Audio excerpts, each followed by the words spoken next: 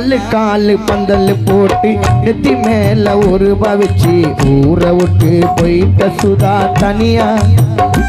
இனிமே யார் இருக்கா பிள்ளைகளுக்கு தனியா.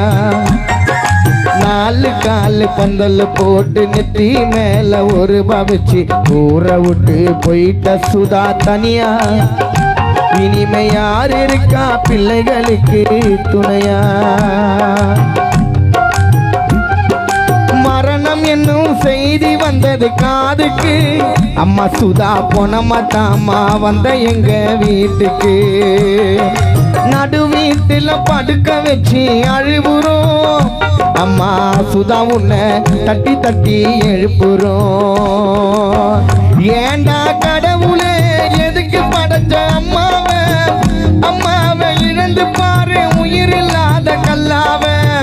எம்மகிட்ட கெஞ்சி கேட்டு சுதாவை மீட்டு கொடுத்துடு. எம்மகிட்ட கெஞ்சி கேட்டு அம்மா சுதாவை கொடு.